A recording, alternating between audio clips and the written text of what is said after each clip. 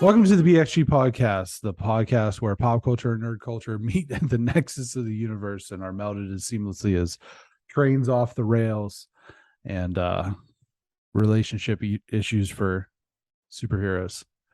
I am one of your hosts, the Alpha Donut Guy, Brenton Bestwick, alongside my co-host, Gregory T. Filson.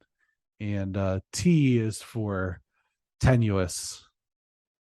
Tenuous indeed. Tenuous. So, Brenton, so it's been, I think, a month and a half since we last talked. Oh, wait. Oh, no, actually, it's only been 3 days, but it feels like a month and a half. Yeah, sure does. So that's been my life. Yeah. I won't get too much into it because, this is like Law and Order, the names and, they've been excluded from the content, but weird couple weeks. Yeah, this is another one of those. Yeah, a weird couple 37 years. Yeah. And just I won't dig too deep, but yeah. So I'm looking forward to the weekend. Yeah. Everybody's working for the weekend. Everybody's working for that weekend. No matter if it's Saturday and Sunday or Monday and Tuesday for all our people out in the restaurant industry. Yeah. Or whatever your weekend is. Work for it. But don't work too hard. Quiet quit as much as you can, everyone. Quiet quit. Yeah. How are you, Brenton? It's been a hell of a month these last couple days. And yeah, I've made the decision. I've made a big life decision that NFL football and I are going to have an open relationship for a little while. Oh no. That's sad. I don't hear that. Yeah. Well, I can't watch the Panthers with Matt Rule as the head coach. Well, he'll be out soon. I can't. Well, that's what I mean. This open relationship could be like the openness of it could end this weekend. And I have a friend who's a huge Saints fan. One of my former colleagues, one of my former supervisors, Ian. And I told him, I said, I'll tell you what, this weekend I might be a bigger Saints fan than you. But my problem with that is that anytime you're rooting for the other, like for a team that you don't root for like reasons like that, they never win. They never win. No. No. And I like there was a game, I don't remember when, where it was like, well, I have to root for the Yankees, and the Yankees got blown out.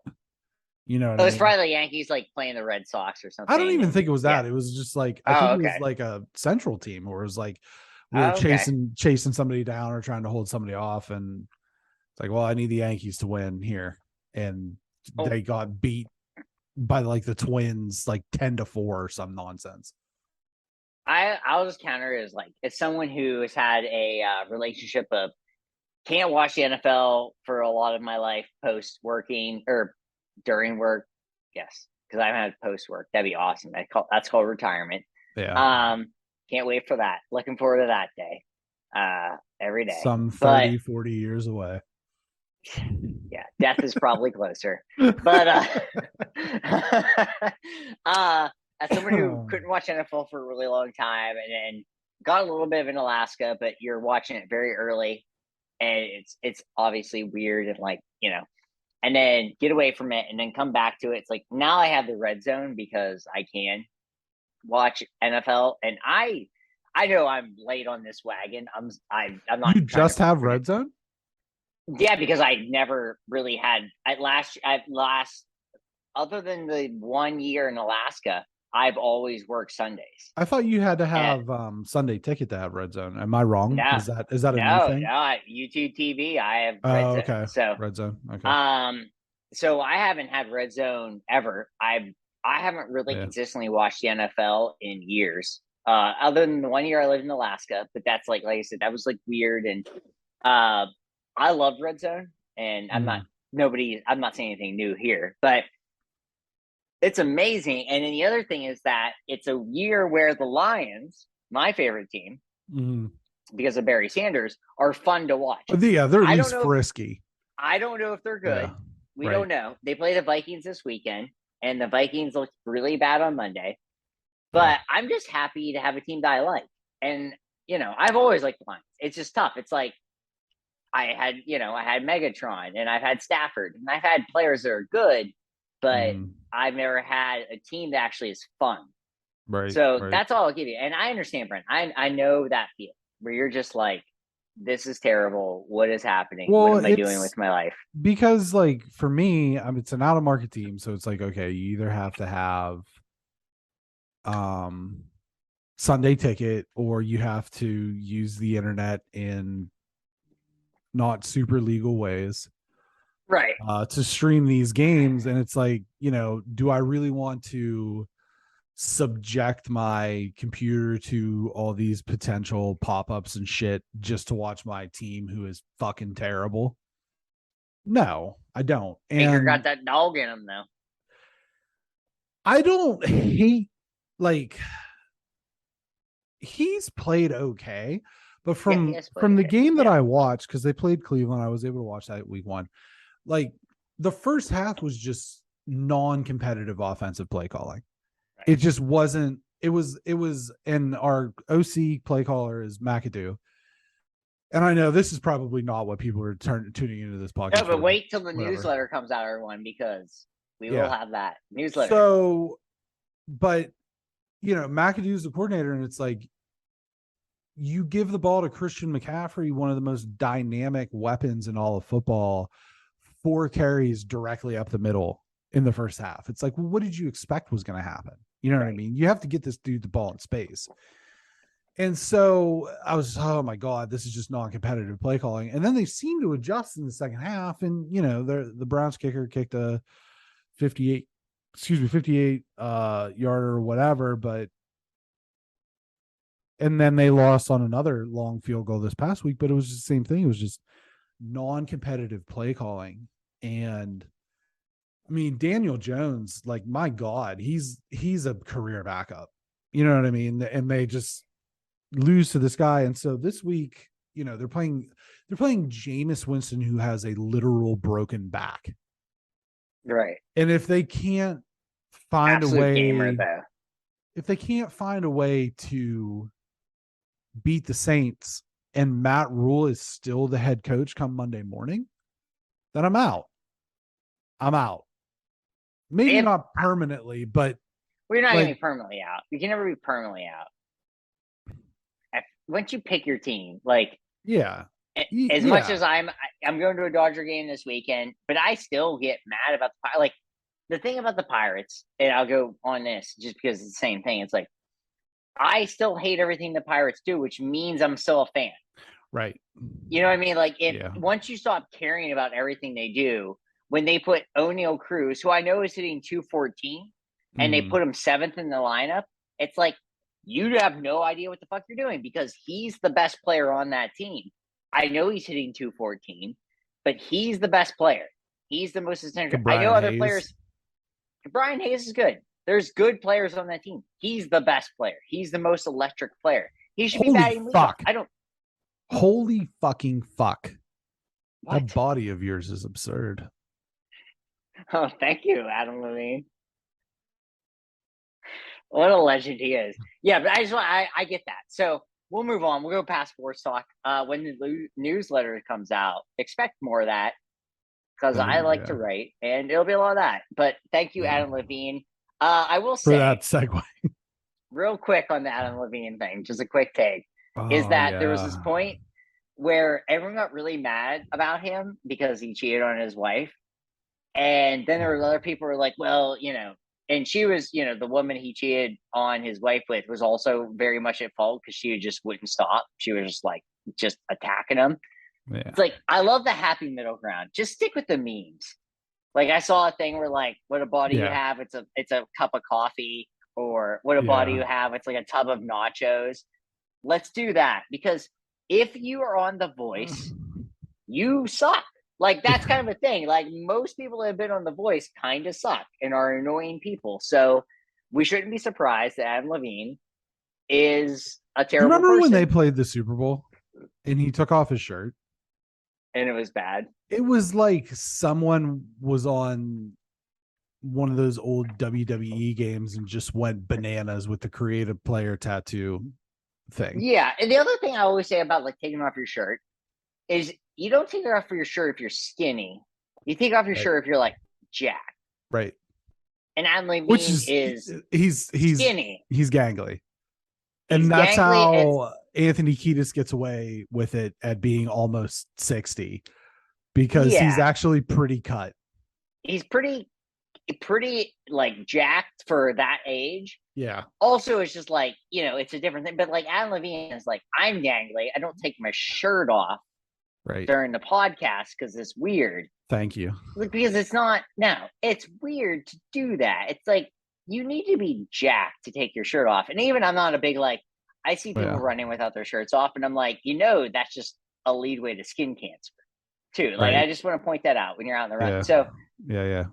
I'm not a big fan of like shirts off in general, unless it's, between common grounds and, consensual common grounds. But a consensual relationship that's against public team policy.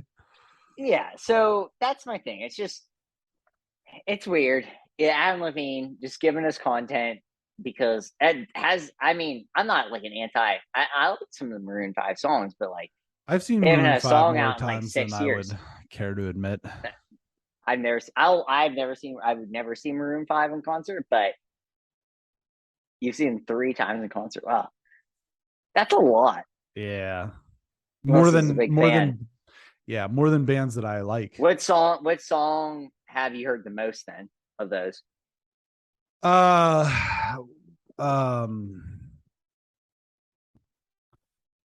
Jagger, the moves like Jagger. That's their hit, right? That's their banger. No, Harder to Breathe. Oh yeah, that's off their first album, right? Yeah. It's getting hotter and hotter to breathe. The first album's the best album. I couldn't tell you. I don't listen to them, like by choice. Okay. Well, so you have listened to them. Yeah. Not by choice. Flea and Anthony both turned 60 this year, like in the coming months. So my mom is also 60 this year. Well, Anthony's a perpetual. He's a what's the word I'm looking for? Serial monogamist. So maybe, he lives in California. Sherry lives in California. Maybe you could have a new stepdad, Greg. Anthony Kiedis. I'll never call him dad. That's fine. That's fine. Would you call him? I'm definitely going to hear something about that on the phone call this weekend. Oh no! Am I in trouble? You're not in trouble. I am. I'm going in trouble. You're not in trouble. I'm going in trouble. You bring up Keanu Reeves. What do you bring? Skarsgård. Yeah. Alexander. Yeah.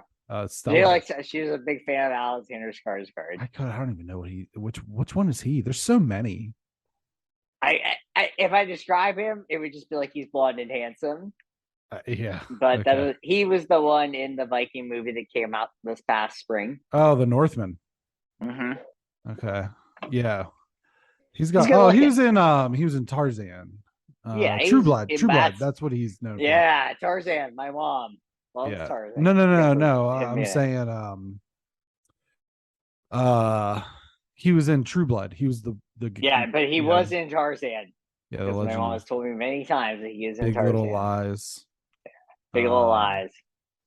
Yeah. He was in Zoolander, apparently. He was also in Zoolander. Yeah. Boy, listen to these names. Bill, Gustav, Walter, Aja, Sam. Aja.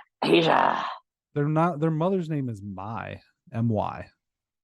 Cool. My Skarsgård. Breaking news. I got breaking news, Brent. I'm sorry. News. Celtics announced Udoka suspended for the 2022 full year. It is just happening, but actually that was like an hour ago. Yeah, it said breaking now because I refreshed, but okay. Who knows? I have a great idea. I have an awesome idea. Yeah. Let's talk about Andor. Let's do it. I love it. I guess a little bit of backstory. Some backstory is necessary for this show. Andor is a prequel to a prequel, which is also a sequel.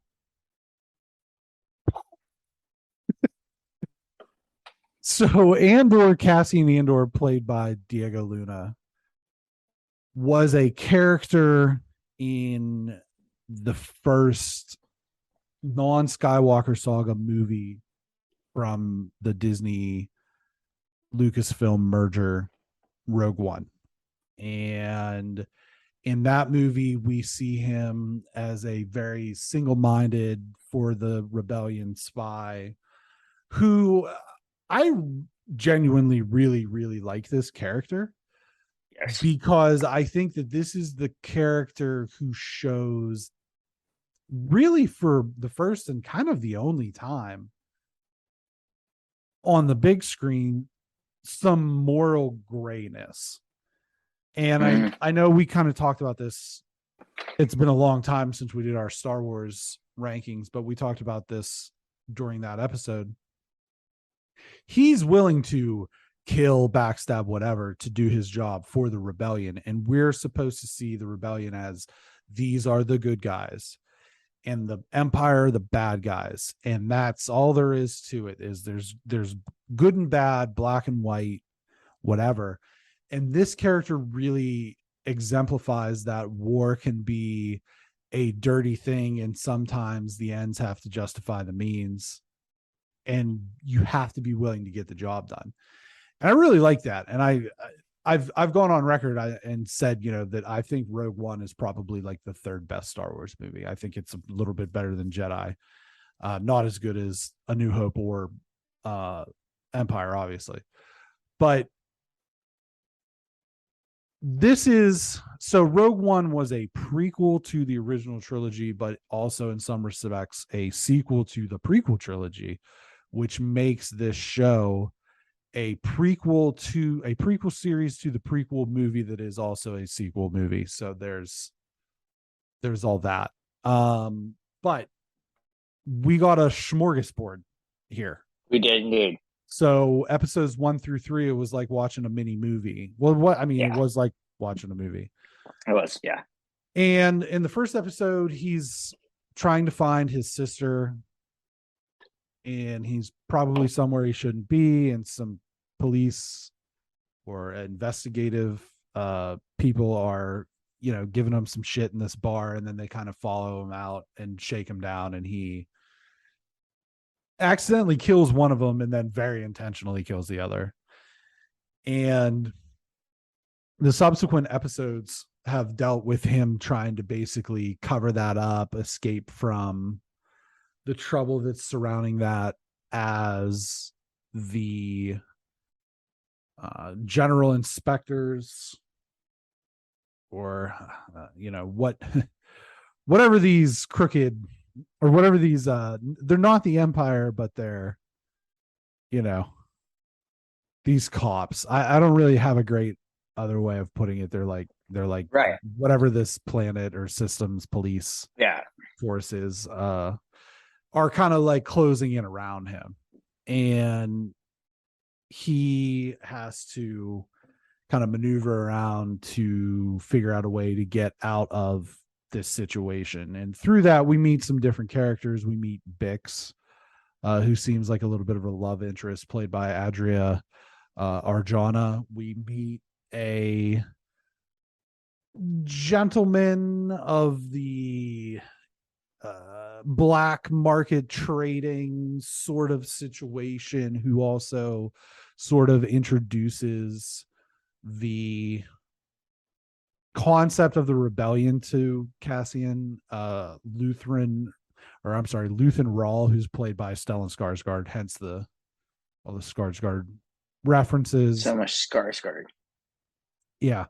There's some other bit characters here and there. There's actually a droid, and it must be named after it's probably named after our podcast, but there's a droid we haven't met yet, named BXG.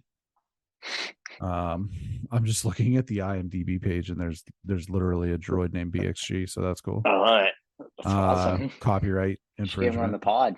Yeah, copyright infringement. Let's sue the hell out of him. Oh my god, let's sue Disney, Brenton. Let's do it. Let's do it. Mon Mothma is in this. She hasn't popped up yet. So, and we get some a look into his past and how he was kind of like a kid on the run. It looks very Lord of the Flies. That's what it kind of reminded me of. Those situations in the flashbacks where eventually he gets adopted by Aunt Petunia from Harry Potter. Yes. So that's kind of the gist of the first 3 episodes. What were your sort of thoughts as a through line from episode? Yeah, I feel like you do have to look at these as like the first 3 episodes and not break them down, because they did this intentionally.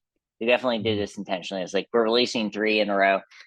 The number one thing I will say is that I'm a big Wings fan, Paul McCartney and Wings, and Diego Luna not the TV series.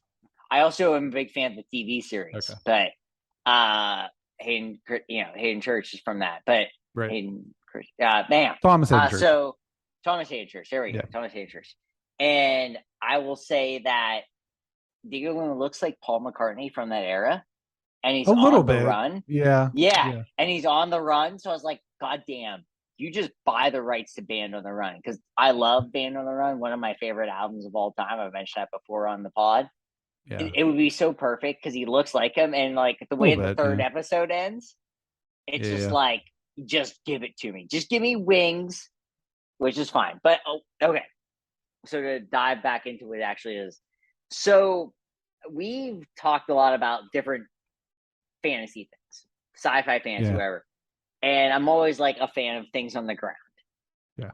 I love Captain America when it's on the ground, Winter Soldier, things like this.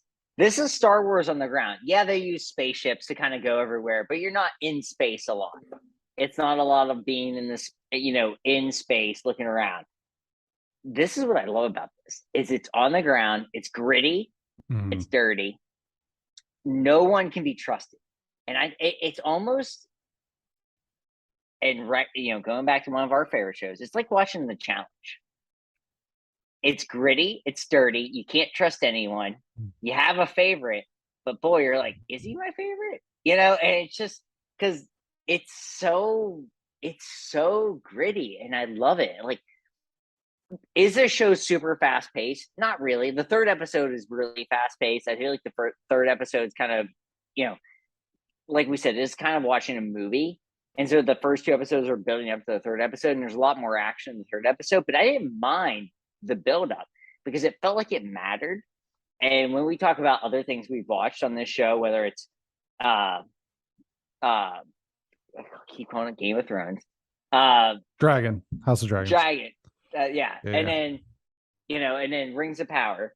Mm-hmm.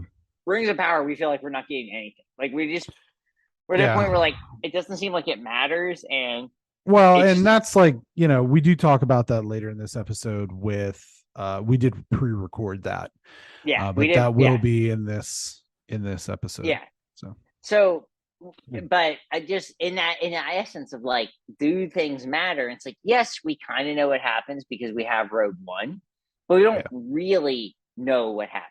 We don't know the ins and outs of everything. And he's an interesting character because, like you said, Brenton, is like he lives in that gray line. Mm-hmm.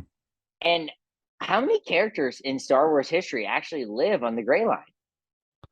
You could make the case that like Lando and Han do a little bit, but by the time Jedi rolls around, I mean, Lando's kind of there. Yeah, he's kind of there in Empire. Yeah, but he's really the only one. I mean, the Solo movie does a pretty good job of depicting both of them, Han and Lando, as being kind of hustlers. You know what I mean? Like hustlers. They're doing it in a more. Yeah, it looks more glamorous, right? Than this. It seems fancier. This seems so low level in like the best possible way, where like the stakes matter, but just to them, and not in like a grandiose way. And I actually think that's important because everything in Star Wars, up until we got Mandalorian, and it was just so grandiose. And I'm not saying like obviously the original 3 movies, the second, third, this is the prequel, all that stuff.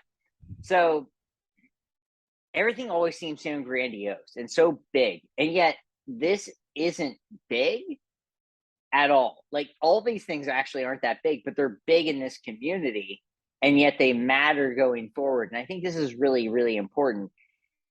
The only thing I really am concerned about is, like, these episodes are really good, and we have 9 more episodes. I have this fear that it may be too many episodes. And even though they're shorter episodes, which you and I are like fans of when it comes to this thing, keeping it we're sweet and fans short. of it when we have to watch so much in a week. Well, we do, but like, even if I didn't have to watch it for this show, I still don't need an hour long Rings of Power. Yeah. You know, I just don't need it in my life. This show there's no fat. I honestly will say, like, there's absolutely no fat. And I think this show has a good standing around. I just hope, I've heard that some of the episodes get a little longer the further you go. Sure. So my hope is that they keep that, and that things matter as much as they seem to matter now in this low level, which is fine. It's like watching like Friends or Seinfeld, where it's like, yes, it only matters to these group of people, but we care. Yeah, and I will say that this is so far, and they've said, the director and the writers and the creators have said that there's very little fan service. There's not going to be senseless cameos from legacy characters. There's going to be characters that you've seen before, but it's going to make sense within the context of the story. With that being said, I think that this is doing something that The Mandalorian did in season 1 that I kind of lost sight of in season 2, which is showing us the universe, the Star Wars universe, outside of just the Skywalker saga. And I don't think that can be understated, just how important that is, because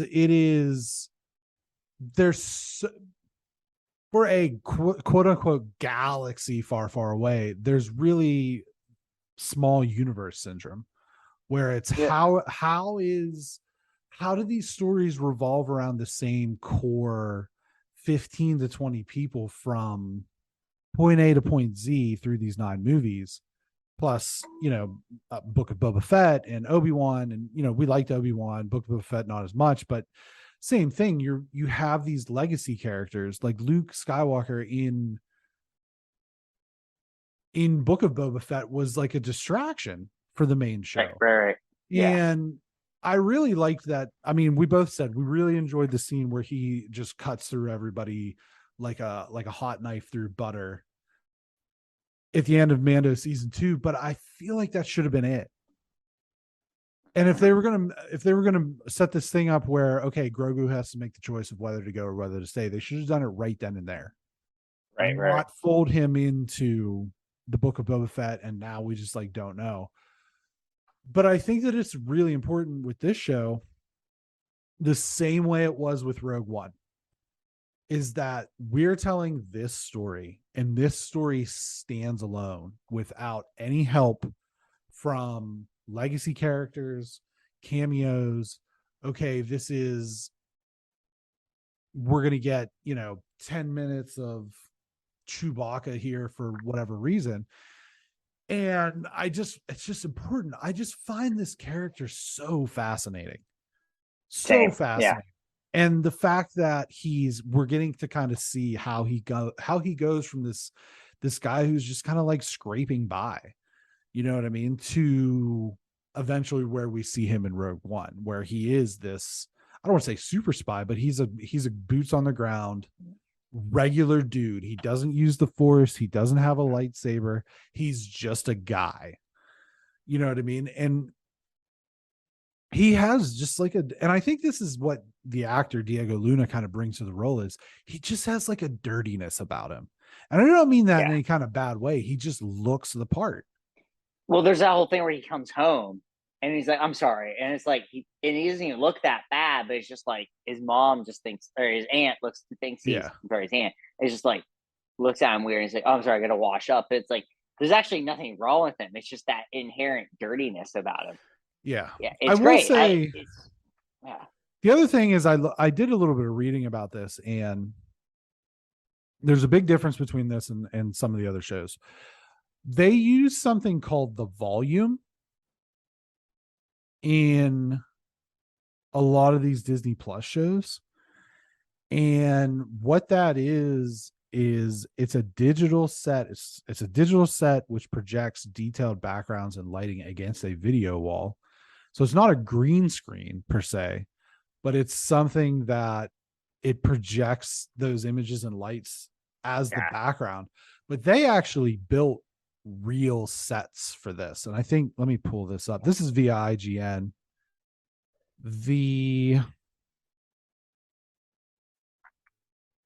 This show had, I want to say 3 city blocks worth of set. The crew built a set the size of several city blocks, all to create that lived in grimy quality. And I think that goes a long way for this show, because the environment does look lived in. It does look dirty. It looks backwater. A lot of these things that you associate with where some of these characters come from versus, some of these kind of CG type backgrounds. Oh, it's really good. I would say it's like they did not spend the most money ever, and this show looks way better than another show. Well, I think it is. We've said this going into movies, right? Where we've said that there's something about certain craftsmanship things that you can see it and feel it, and it makes it better.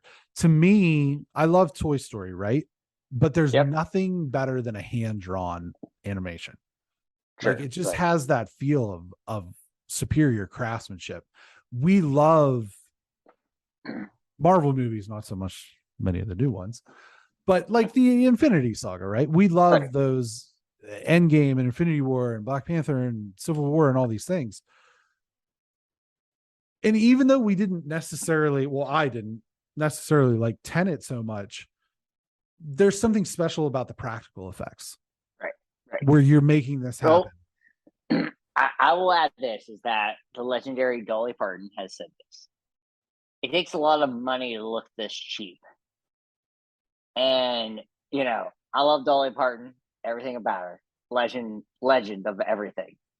But that's the truest statement based on music or anything. It's like her aesthetic is based on that, but it's like you get that. And it's like I almost feel this show, which spends like a middle level of money, looks so good. And it looks, I couldn't get over it. I always like, and I'll end on this because I know, we want to move on, but like it looks cool. Like, in a way that is dirty, and it looks exactly where everyone should be.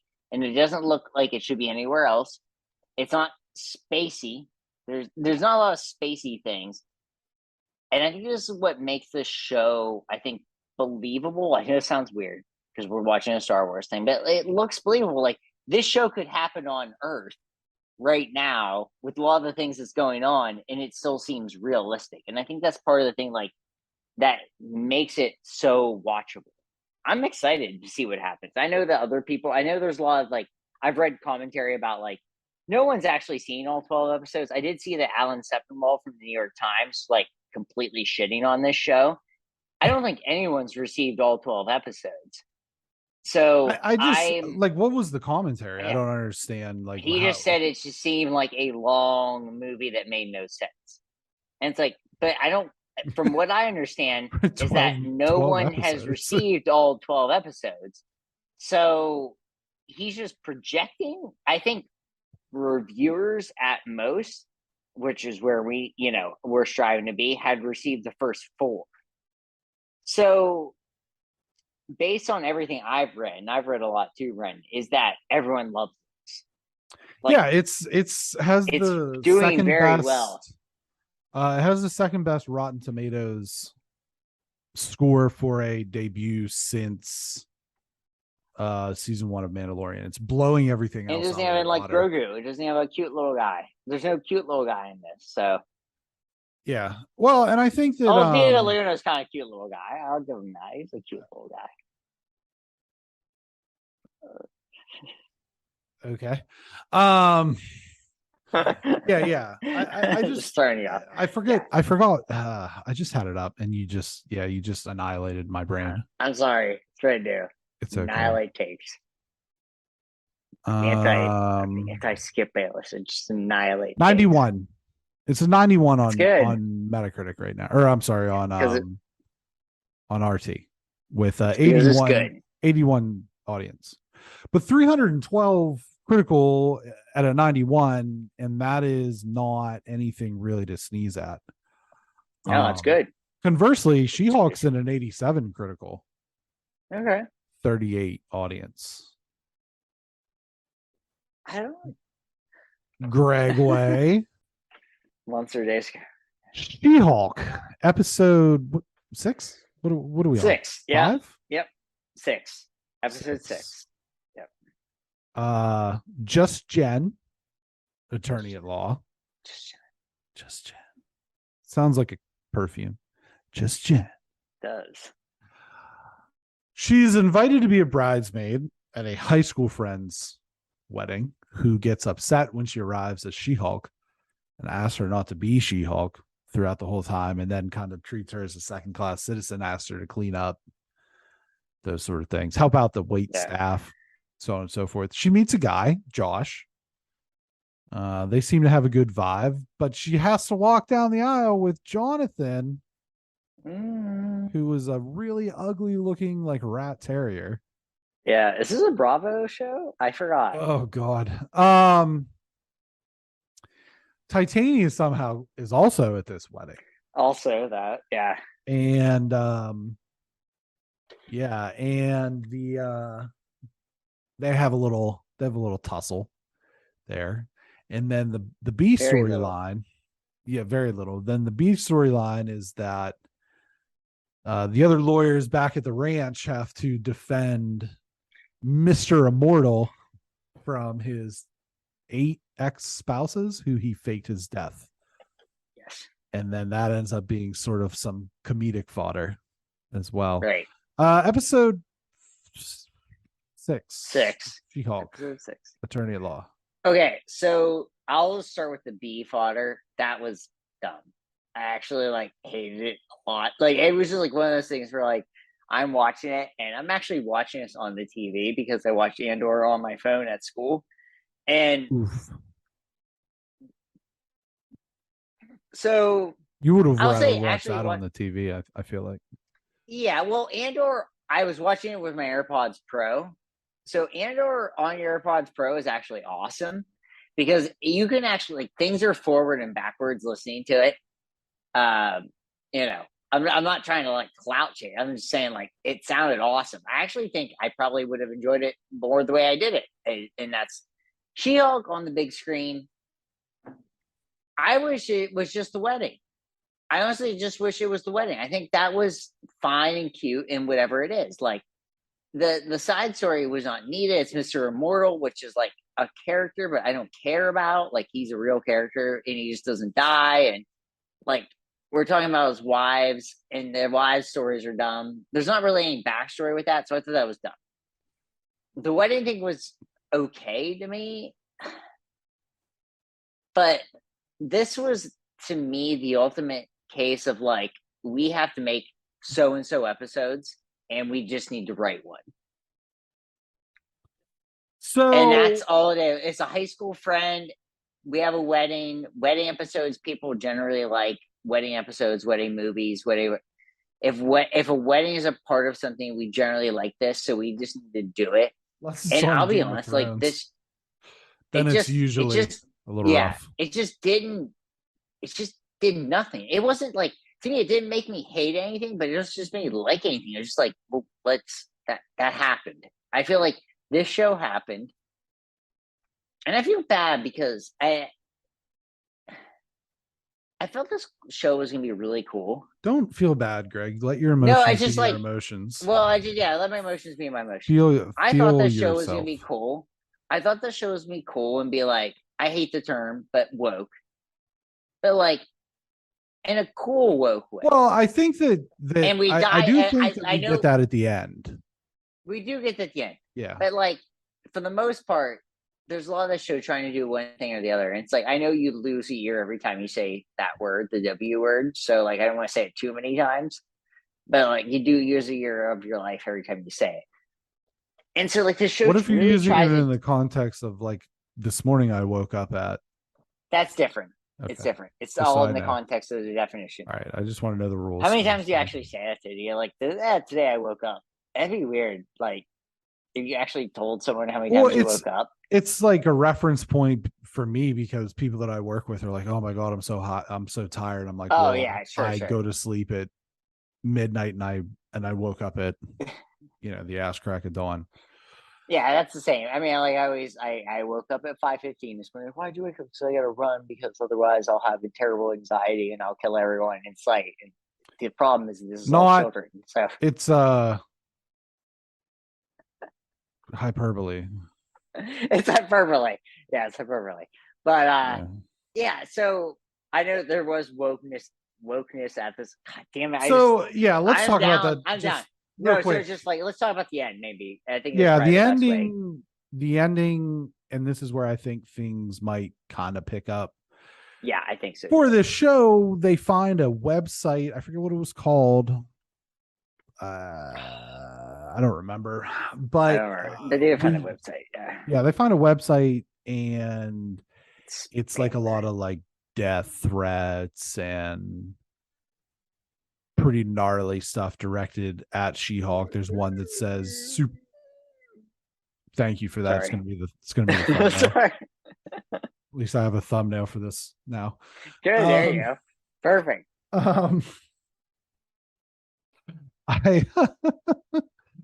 There's one that says like superpowers but still super stupid or something like really lame like that. But there are some like substantial threats and such. But she does not see these because she is eating fries with Josh. And then we see as like the camera sort of pans out on the episode, someone is getting needles or the like, presumably to try to get a hold of her blood. And we did see that with the one group of like goofballs who she kicked their ass the one episode. Just as a fun little thing we like to do, Mr. Immortal Craig Hollis, first appearance, West Coast Avengers Volume 2, issue 46, July of 1989. He is a human mutant, and I find that interesting a little bit because they're kind of playing fast and loose with this mutant stuff right now. Yeah. Like we found there was the mutation at the end of the Miss Marvel series and stuff like that, so they're really kind of playing fast and loose with the whole concept of mutants. But I mean, this guy's a goof, you know what I mean? I actually kind of liked the B story this time because I thought that character was funny because it's like he gets into a pickle and his way out of it is just like, I'm just gonna fake my death. And so fake my death. He jumps out a window and everything. I'll agree with, like, I thought it was funny, but like I wish it wasn't this episode. Yeah, it was so disjointed from everything. It just felt so disjointed. That was my problem. It felt a little bit like episode 3, which was, I think we both thought, the low point of the series. Mm-hmm. But I think that this is really kind of what this show is, where it's like, okay, we're going to follow along with She-Hulk and we're going to follow her adventures, but there's also going to be some type of goofy courtroom case. I mean, some of them, it's part of the main storyline, like with Wongers in Madison, 2 N's 1 Y, but not where you think. But this one, it was more part of the side story. The last 2 really. But I don't know. I wasn't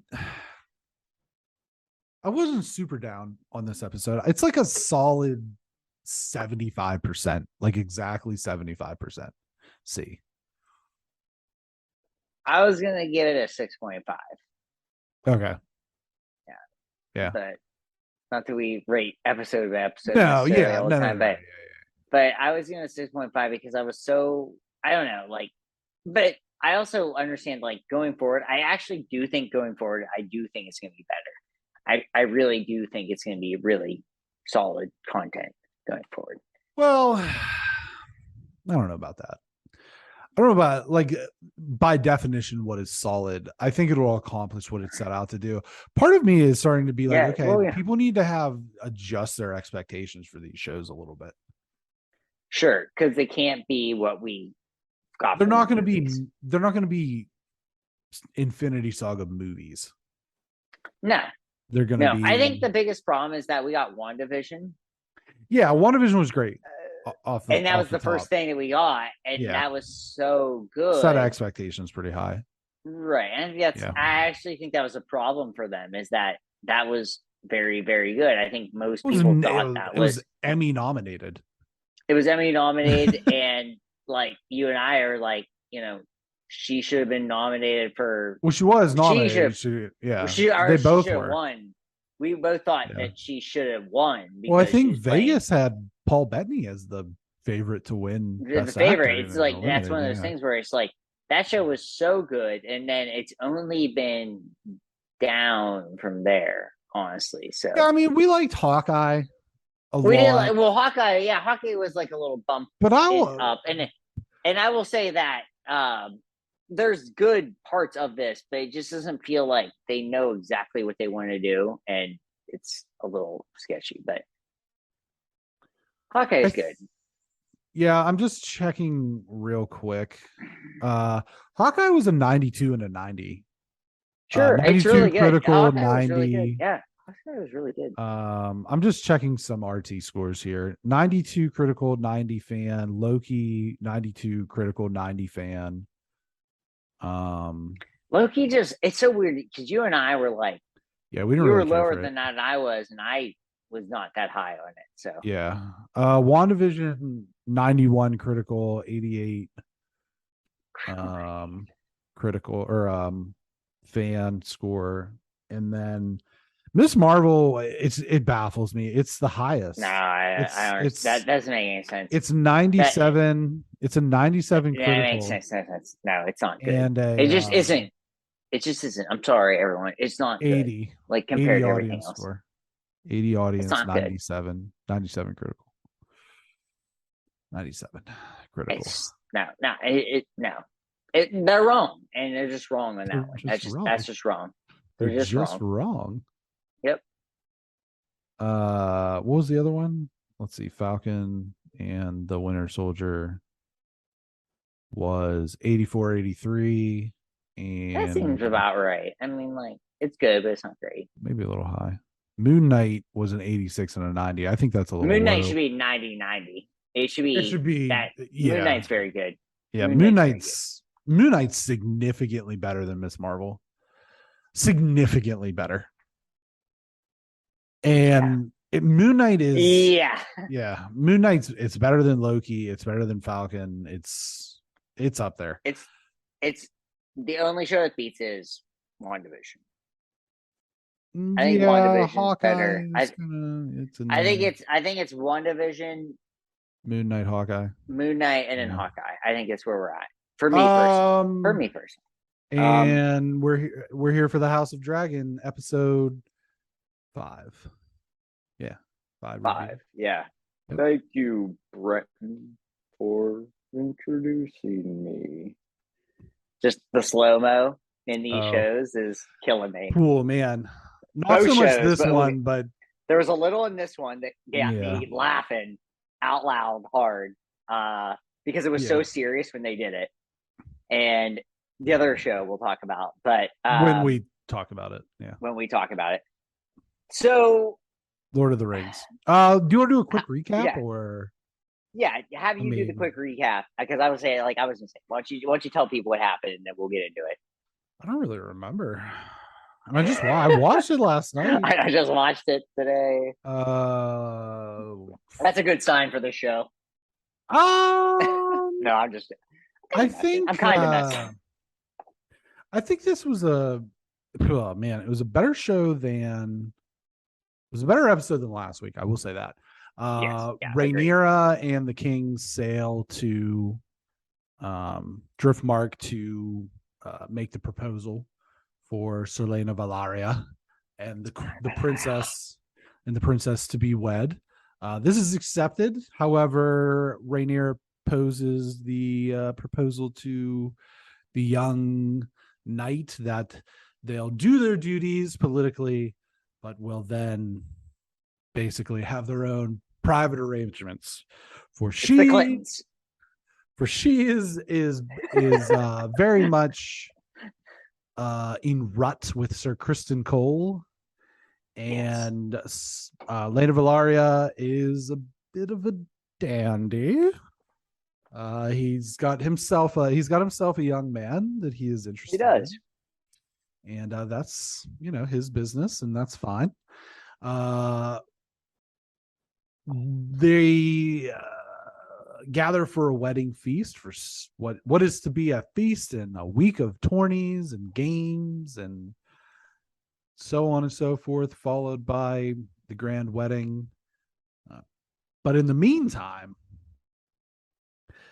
the queen questions Sir Criston. The intent is to see whether or not Rhaenyra and her uncle Daemon were seen coupling. But he ends up spilling the beans.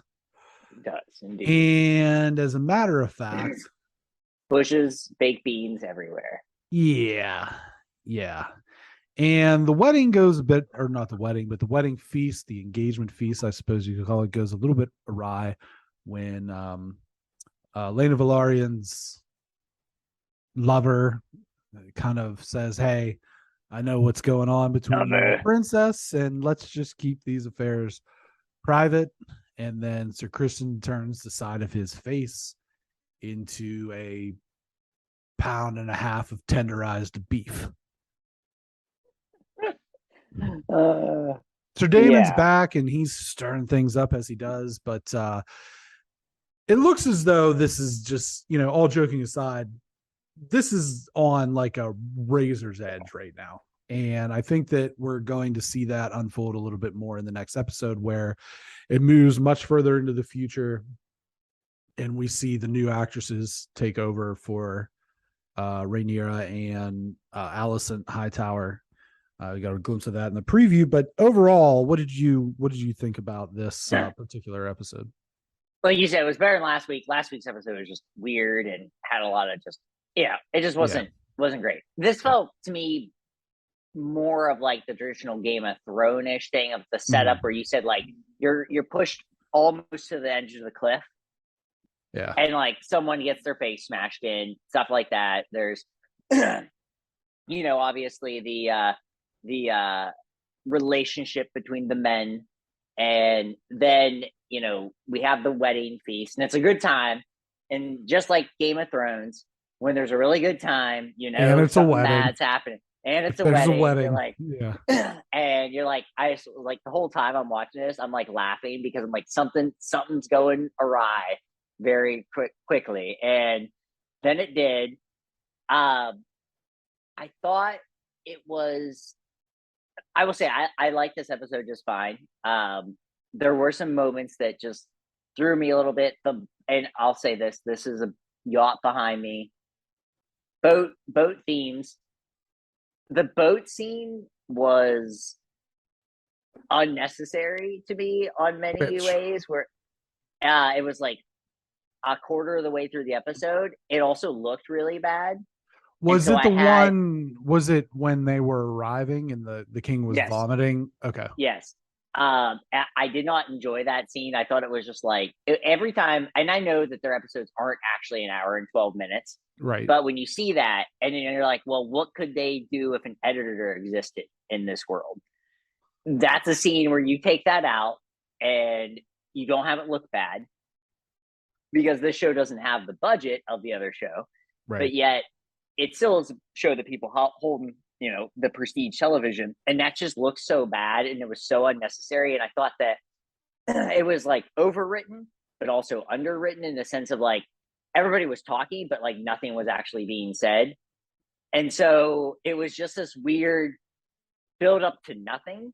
and then they actually have the wedding ceremony, the whatever you want to call it, the reception dinner, and as I was calling it.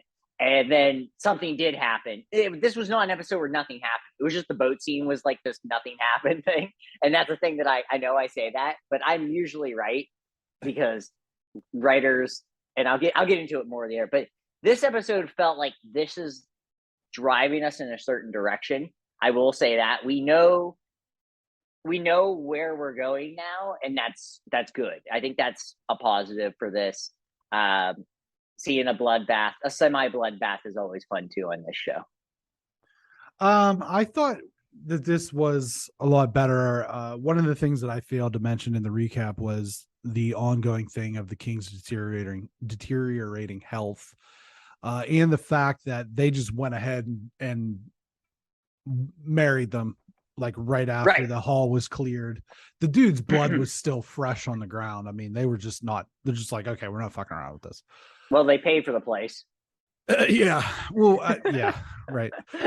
I thought that they did a very good job, particularly what I'd call it the engagement feast, because that's kind of seemed because it's like the precursor party or what have you, but it seemed like they did, or to me, I felt like they did a really good job of using the music rehearsal dinner. That's what I was trying to say. Rehearsal dinner. Yeah. Rehearsal dinner. Yeah. Not reception dinner, rehearsal dinner.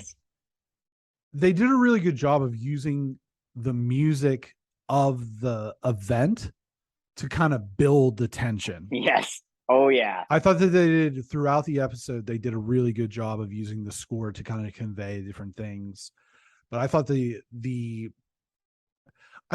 music at the rehearsal dinner, it was like creepy, kind of like it's supposed to be celebratory, but it ended up kind of being a little bit creepy.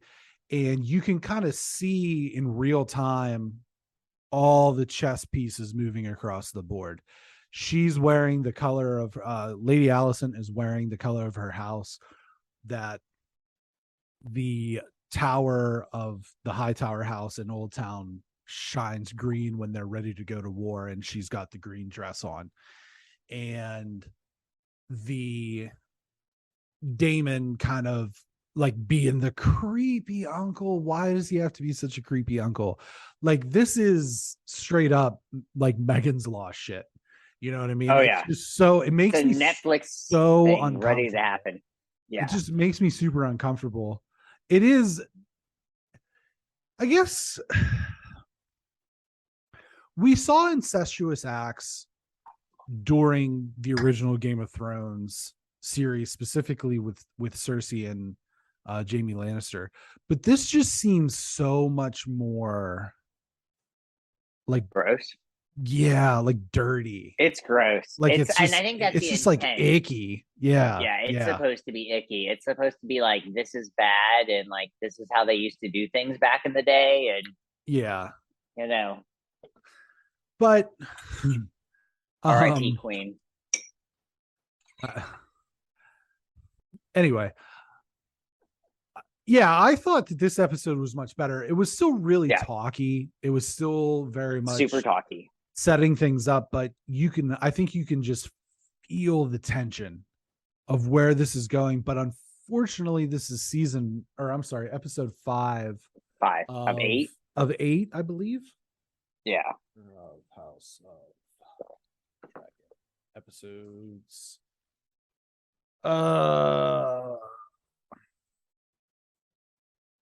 That's definitely not the answer. Because that says, 10. First season has 10. Okay. And that's the thing, is like, despite the fact that I think that there's so much tension right now, right after this episode, there's just still going to be more build up. And this was something that you really saw a lot with the original series, was you would build up, and there might be some let out a little bit of steam here, let out a little bit of steam there, but it was really always the penultimate episode. That's the episode of the Red Wedding. That's the episode where Ned Stark's head gets cut off, is the 9th episode of all the seasons. There's other examples. So I think that if they're going to follow that sort of same formula, which it feels like they are to a certain extent, then this is going to still, the pot's going to simmer for a few more episodes. And then in the 9th episode, I would expect that that's where kind of all the hells. All the hells. Yeah, I think the that's 7 of them, the 7 hells. Yeah. I think this is what keeps me still intrigued about this is, it feels more old school Game of Thrones-ish, and that that there will be that big ridiculous episode, and I mean ridiculous in a positive way. Sure. That we're leading up to. Yeah, it's simmering over. It's a volcano ready to go, and then we'll get that. We'll get that mess of molten blood everywhere over everybody. Yeah. I'll tell you what though, I will say this about the Targaryen house tree is not a lot of branches on there. I think it just goes straight up. It's pretty straight with a few diverging branches here and there, but yeah. What did you make of another thing I failed to mention, but Sir Daemon Daemon and his little ruse that wound up with his wife, his lady wife. It was one of those moments. It just kind of it made me shake my head in bemusement. I was like, okay, I felt like this is what should have happened, but also it was just it was a little much for me. I'll be honest. It was just a little they maybe tried a little too hard to do that. And as good as Game of Thrones is, or was, and is, whatever this show, there were sometimes parts of Game of Thrones where they also did this exact same thing. And I don't know if it's tongue in cheek or what would be tongue in cheek about murder. Well, about them going back to that, going back to Game of Thrones and being oh, so we're going to still do this exact same thing. And that's the tongue in cheek kind of moment of it. Of we know that this is funny to you, because I thought it was funny. But I always think Game of Thrones at its best is when everyone gets murdered and it's hilarious. That's my favorite thing. It's interesting. This is the political stuff though that I like, because he's, he had the confrontation at the dinner where he's saying, I want to talk about my inheritance. Yeah. I was like, that's how I think I said it out loud. Out loud, I was like, man, he is such a prick in all the best ways. The most entertaining ways. Yeah, it's he's good and terrible all at the same time. And I think this is what this whole thing is about. It's you're not supposed to like anyone, but it's really hard to hate a lot of people too, because it's it's just, you can hate them. But I think there's a reason why people if you ask someone what their favorite character of these shows are, you could ask 100 people and you might get 80 different answers. No, I don't think that that's the case. I think that I think that the majority would fall into either the Arya Stark, the Jon Snow, maybe a little bit of Daenerys, and then Dinklage. I think those are your 3. I think those are your 4. That is the thing. That's a good point that you made, is there's not really a whole lot of people to root for in a good way in this show. Because there's nobody. I don't know if I have a necessarily favorite character. Arya was not my favorite at all. She was my least favorite character on the show, honestly. I did not enjoy it because it was so predictable. It's not her fault. It wasn't anything she had to do. It was just very predictable there, but anyhow, I digress.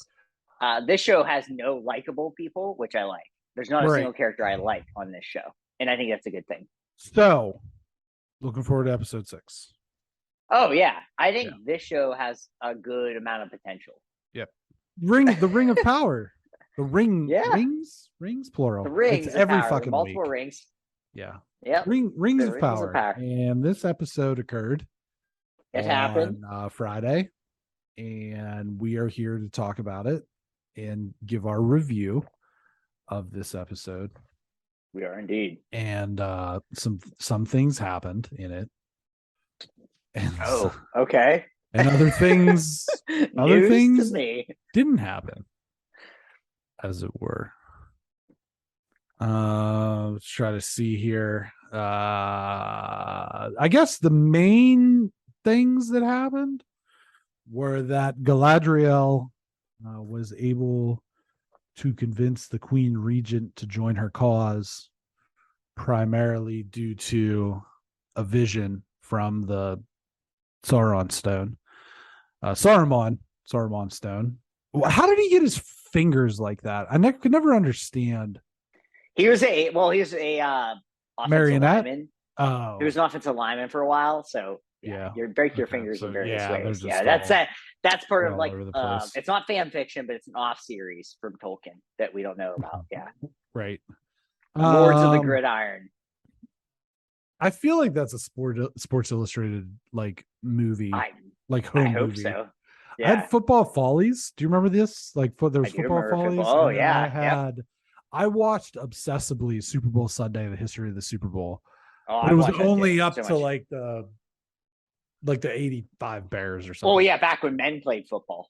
Oh yeah, just men. Back when it was just a man's sport and you hit each other. And you hit a wide receiver before he touched the ball. God damn it! And there was steroids, and there were steroids, and it's a wonder that Tom Brady didn't have more success in that era. Yeah, having been around since the dawn of time. Since the dawn of time. True. All right, what are we talking about? Well, I mean, I think Lord of the Cock Rings, Lord of the Power, I think is what we call this. Yeah, Lord of the Rings of Wasting Time. So let's see here. Elrond and Doran shows him the discovery. As a matter of fact, it is not Marcellus Wallace's soul in the box, nor is it Gwyneth Paltrow's it's not Gwyneth Paltrow. Disappointing. Yeah. Yep, it's actually there. And it wasn't the rings. It was the discovery of Mithril. Yeah, I thought it was going to maybe be a TV dinner too. There was a part of that. I thought TV dinner. Yeah, 50s when these were written. So there was that, and the orcs were after the young boy who has the blade of Sauron, and he gets saved by Jesus, what are these people's name? Oh, I think he was saved by Jesus. We all have been saved by Jesus, Brent. Arondir. We have all been saved by Jesus. Don't forget that. So, that's a whole other episode. Jokes, but just saying we have been, and this is probably an allegory towards that. We've been saved by Jesus. Allegory for the Bible. Everything's an allegory for the Bible. All the books have been written. All right, what do you think of this episode? Okay, so this is what I'll say, and I know that I am known for saying, especially in this particular show, that nothing happens. The Hobbits. I looked it up. Yeah, they're actually called Harfoots. Harfoots. I also saw this, but I don't understand why it wouldn't be Harfeet. Maybe a different language of origin. Elvish. So, but they were not in this episode. The Harfoots. No, they weren't. And neither was the stranger. Honestly, who at this point better fucking be Gandalf. Yeah. At this point, better be. So somebody. I had sent to Jeff. I have a boat behind me. I'm Jeff. I have a boat behind me for both episodes. This was also nautical. This nautical scene was terrible. It looked awful, and it looked just absolutely terrible, which is insane. We talk about how much money they spend on this. Yeah, looks awful. Most ever. I watched this. Yeah, I watched this on my phone, so they wouldn't let me screenshot it. So I just took a yacht pic, and it looks better. This yacht pic, this just staged yacht pic, looks better than what they actually did as CGI. So I was like, okay, the Rings of Power, and I had sent a text talking about like a lot of the thing. The biggest problem I have with this show is it's overwritten, where they have this hour they need to fill, but they don't have an hour's worth of content, and so they just write. They just keep writing things, and a lot of the writing, They put things, but they also just do this. So don't say anything. Just stare at the camera. And that is the show. I counted, because I'm a psychopath now, having been a teacher for almost a year. I am now, I think, almost confirmed a psychopath. There was 47 seconds of just staring.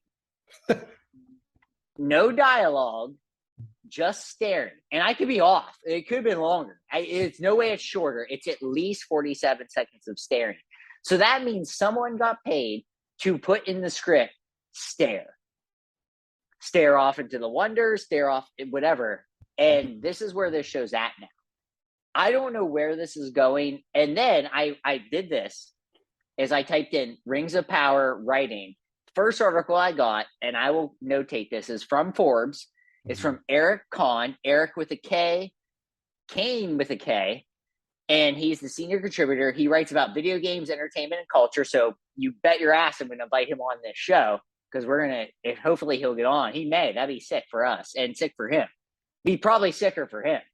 Right. Because he writes for Forbes magazine, and nobody is probably reading. Well, nobody's reading Forbes magazine for Lord of the Rings reviews. So right. He has a thing where it's called The Rings of Power has inexplicably, it's a hard word for me to say. Inexplicably. Yeah, I cannot say. It's just weird how you can't say certain words. Terrible writing. That's why I'm a writer and also a co-host a podcast. So he goes on about it, and he just, I won't go into the whole thing, but his big idea is that essentially they build up a bunch of stuff, but there's nothing that happens. And this was another episode where, you see people doing things and then it just happens. It's like, let me get to the part where I will sort of get into it. But essentially, Galadriel's storyline is like, oh, I want to do this. And then she's like, I need an army. And then next scene, she has an army. And there's nothing to tell you why she has an army. There's nothing to say how she got this army. It's just, well, she has an army because, you saw those movies. Yeah. And so it's just very lazy. And I think that's the problem I have with this show, is that it's and this is sort of what I was going to say. I'll steal a little bit what I was going to say. It's the shine of aluminum foil. Yes, aluminum foil is shiny. I can also get it for 99 cents. And I think this is where I'm at with this show is, yes, it looks most of the time cool unless they're on a boat, but it also has nothing to it. I will say most of the time we watch things, I get something out of it that's at least funny. I don't even have like a lot of comic fodder for the show because I just don't think there's anything to it. I think this is a show that was trying to ride off the success of those movies and the success of the books. And I don't think there's anything to it. I don't enjoy anything about it. I just want to get through it. I am Rings of Powering through. I looked up real quick while you were talking some of the RT scores, and critically each episode it's ranged between 86 and 84. But the audience score, and part of this I will attribute to the likely review bombing based on the ire over the races of some of the people. Oh, sure. Yeah. But it's not doing super great. No, it isn't. Audience score 39 on average. And again, there's some review bombing going on there. So I'm willing to assume what the actual score would be is probably with some margin of error between 55 and 65. Okay. But that's not good for this movie franchise. Is widely regarded as like 99% awesome to most people. Well, and I would be very curious to see what, and I don't know if this is something I can find. I'm gonna look real quick. What I'm looking for is Rings of Power viewership. Sure. I don't know if there's a excuse me. I know that the first episode was like a record, right? However, since then, I'm reading from the news, the international news, and it says that House of Dragons has 51% more viewership than Oh the wow. Lord of the Rings prequel. I mean, that's a lot. And I think that for the price tag, the fact that this is not doing well with audiences is a huge problem for Amazon. And I think that the likelihood that I believe that they went ahead and bought season 2 after the first episode. Yep. Or the first 2 episodes. No. Yeah, it was purchased for second season, but I don't know, man. I don't know if this, it's supposed to begin production somewhat soon, but okay. So let me talk specifically about this episode and the problems I had with it. Sure. Number one, it happened is the number one. I think that for whatever reason between this and House of the Dragon, but it seems like water is really hard to make look realistic with CGI. With this being, the endless oceans that they're depicting in both of these shows, House of the Dragon and Lord of the Rings, it just looks not good. And as I said last week or the week before, when you spend this much money on a show, $450 million on this show, it's unacceptable. It's purely unacceptable.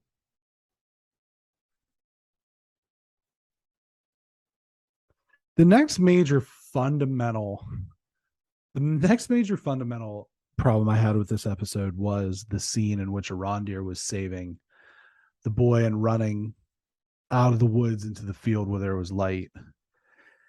The slow motion was an unnecessary amount of building tension in this particular episode, because this scene was almost like, it felt like it was almost shot for shot the scene for Fellowship of the Ring where Boromir gets.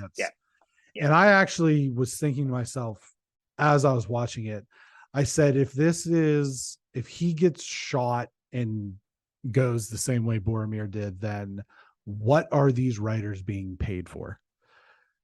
It was like, it was frustrating. And the things, I try to find things that I like about the show, I like about the episodes, and it's just, even the things I like have things that I don't like attached to them. I really enjoy the kind of back and forth relationship of Doran and Elrond. Like, that's something that I actually look forward to a little bit in each episode. But I have a problem with Elrond's Dr. Oz face. And it makes it hard. I'm sorry. It makes it hard. I told you, Pennsylvania's Lord and Savior, Dr. Oz. He's not even from Pennsylvania. No, he is a piece of shit.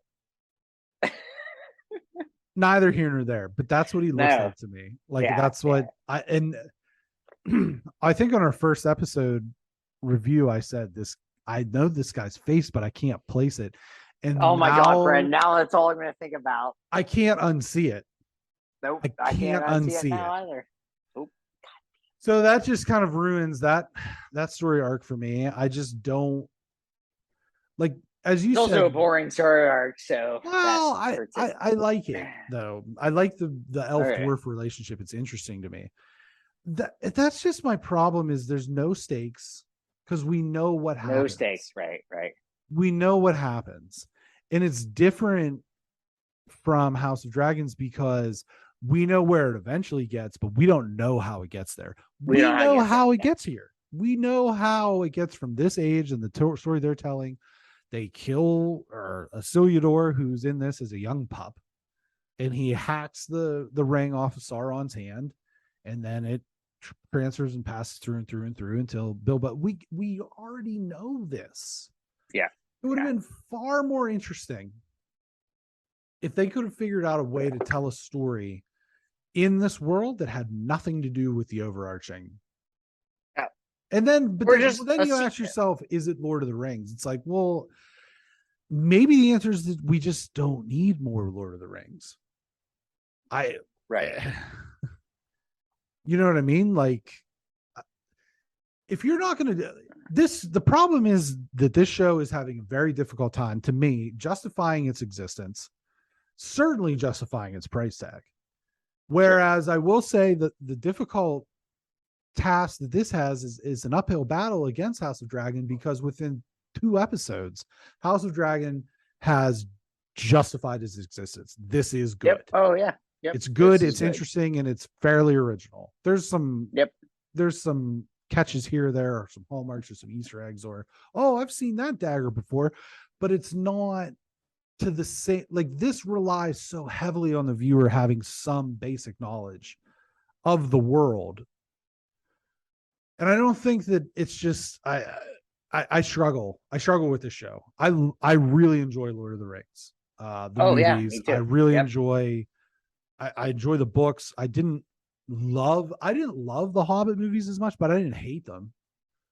Sure. And this is just a big bummer for me. I think this is where I'm at with this. I think if they were going to do this, that this was the idea, it should have been a movie.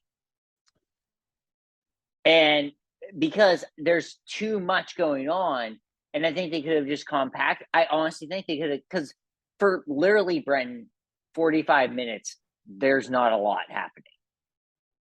And if you take segments of these episodes, and there's 8 of these, you take 15-minute segments of each episode, that's 2 hours and 15 minutes of a movie. And all it is stuff happening then. And whether it's good or whether it's like Lord of the Rings style, like that good, which is hard because the final movie of the Lord of the Rings did win Best Picture. And it's a fantasy picture, and fantasy pictures do not often win Best Picture. Right. So it's like, when you put yourself to that high of a standard, there's also that where, everyone makes fun of that epilogue that goes on forever. But that movie's awesome, except for the cheating. The cheating's not awesome, and then the epilogue is not awesome. But the rest of the movie is essentially awesome. I feel, but the cheating's fun. The cheating's fun. I've always felt like The Two Towers is better than Return of the King.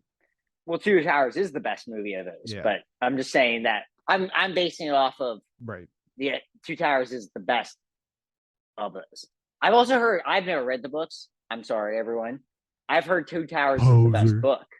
I've heard Two Towers is the best book for many people. The books are like, and this is quite honestly, how some of these pictures and this television show wind up like this, is that Tolkien has a really weird writing style where occasionally he's extremely detailed and like over the top. He'll tell you how like the chair sits in the room, but then he'll like gloss over a character. Yeah. And like there's a character that's an English writer circa 1935 to 1978. That's literally how that works. There's a character in Lord of the Rings that's named Tom Bombadil, and Tom Bombadil could have taken the ring from Frodo and just taken care of all of it, but he just didn't fucking feel like it. Like he just wanted to sing elf songs. You know what I mean? And thankfully that character wasn't included in the films. But so these books are kind of, to borrow a phrase from the English at that time, these books are kind of written in a queer way, right? It's just that, and then how it comes across.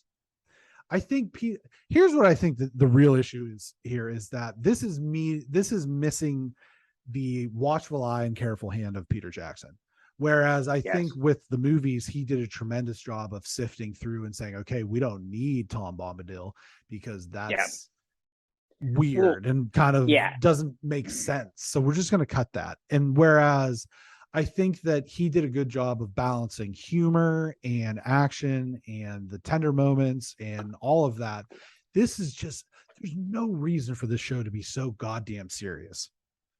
No, it's so serious. I think if Peter Jackson's involved, these episodes are 35 minutes.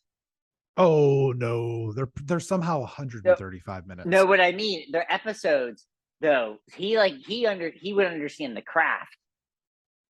It's 35-minute episodes, but there's 13 of them. You understand, excuse me, you understand there's 13. He made a 330-page book into a 9-hour saga. He's taking something from nothing though, and then literally making it this a TV show. This isn't from nothing though. This is the same as a lot of the extra stuff in the Hobbit movies, where it's a lot of the appendices, the Salmon. Well, I understand that, but what I mean is like he's taking stuff that like not a lot of people know about. Sure. And then yes, okay, I can agree. But if it's 13 episodes of 35 minutes of just him doing this, it's great. I think this is probably great because you cut the fat, but there's so much fat on this. Yeah, it's the idea of like a good steak. It's like you want to have a good marbling, but you don't want to have too much fat on it. Yeah, I agree. And this was part of what we talked about like why he couldn't be involved and different things like that. But you check out our other episode reviews for that. I can't remember if it's in 1 or 2. I think it's in 1 in the episode of 1 and 2. But we'll see. We're gonna keep watching, and we'll keep watching. I'll be honest. It gets better. Let me ask you a question, Brian. Honest question. If we weren't doing this for this, would you keep watching? Yeah, probably. Okay, I would too. Yeah, I honestly would too. Because I'm a masochist though, so that's probably media recommendations. So I have a bunch actually. I have a plethora. I have a plethora, which I was told in college is a bad word to use.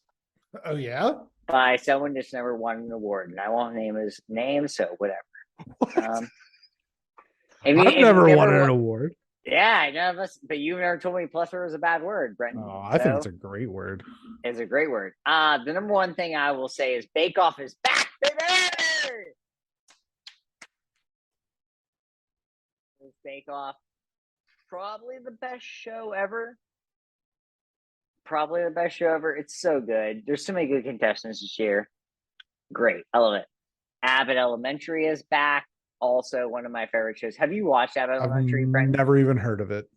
Oh my gosh. You need to watch it. Tell Melissa and then just say we're binging. It honestly, like, I'm not kidding you. I don't have time. I don't have time either, Brenton, but I still fit it in because it's so good. It's honestly, that's what she so said. Funny. No, it's so funny. I think it's the funniest show that I've watched since I started watching AP Bio about 5 or 6 years ago, and I really like that show. Breaking news. Joe Mozzarella is named the interim head coach of the Boston Celtics. Mozzarella? Mazzola. Oh, okay. Abbott Elementary, really good. Also, a documentary on HBO called The Princess about Princess Di. God Save the Queen. Indeed. We just watched that because we just needed something to watch, but it's good. It's really good. It's just like documentary footage, so I really like that. I will also, just a little reading rec, since I haven't been able to read a lot of books. The LA Times has an article on Los Alamos, which is a place I frequent quite a bit. And Bell's is one of my favorite restaurants. It's probably top 5 favorite restaurant I've ever been to, so they mentioned that. The Snowman is a really good movie. It's great. I don't know what much more to say. It's based off a Joe Nesbo book. Super creepy, super weird. It's Halloween season now that we're in the fall season.